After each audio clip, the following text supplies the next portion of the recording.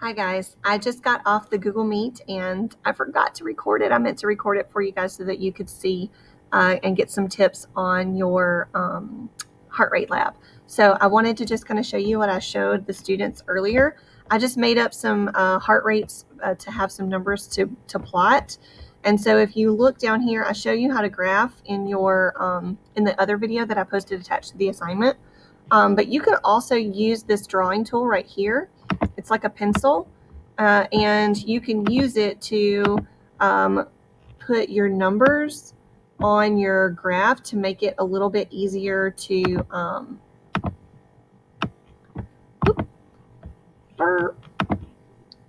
make it a little bit easier, like to write your numbers on each line, because each of your numbers should be associated with a line. They shouldn't be in a space like this, okay?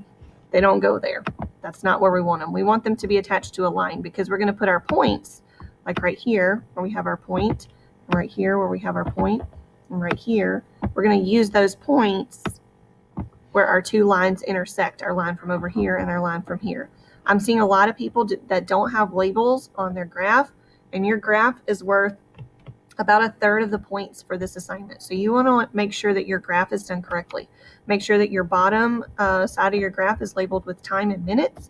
Make sure you have the same number of spaces between each of your numbers down here. I used 4 and that worked out pretty well. So if you want to use that as well, you can. This is called a break, this little zigzag line. This is showing that we skipped some numbers so that we could kind of zoom in on the information that's important to us. So that's just a little bit of help with your graph. If you use this line tool, you have to click and drag to be able to write the line, right? And then click and drag, right? So you keep your right click down. So I hope that kind of helps you with that graphing portion. I went over most of these whenever the other video.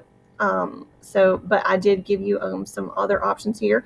The independent variable in this activity is how much you moved, right? What your activity level was. That's what we changed. The independent variable is what we changed in the experiment. So the activity level is what changed. What responded, what changed because your heart rate changed, that was your heart rate, right? Your heart rate's either going to go up or go down. That's what we're measuring.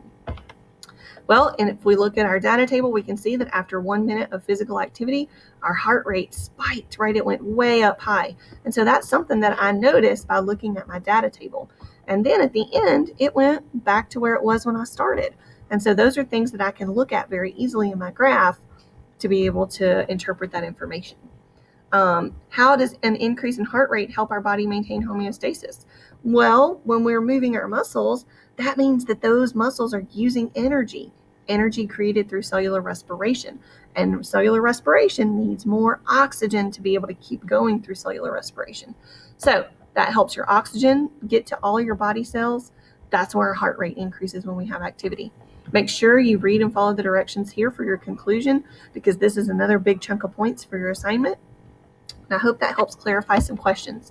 Some people had questions about what you were supposed to do. What you're supposed to do is right here. You need to read and follow these directions. You perform 1 minute of exercise, 1 minute. Then you're going to measure your heart rate. You don't have a stethoscope, so you're going to use this, right? And then you're going to record at each time interval. So 1 minute after you exercise, you're going to record your 10-second pulse rate, right? Then you're going to wait another 50 seconds and you're going to measure your heart rate for 10 more seconds, right? So you're taking your heart rate every minute, so 1 time every minute for 10 seconds at a time. You exercise for 1 minute, okay? Follow our directions. We need to read and follow our directions, okay? I hope that helps you guys with this lab. Remember, it is due by the end of the day today, so you need to make sure that you're getting that completed. I do not have many submitted yet, so please get online, get your work done, and there is a quick little 10-question quiz using your circulatory notes on today's assignments as well. So I hope you guys have a fantastic weekend. Finish up today so you can enjoy your weekend break, and no school on Monday, so give you the day off. No assignments will be posted on Monday for my class. So I hope you guys have a great weekend, an extra long weekend, and I will see you next Friday.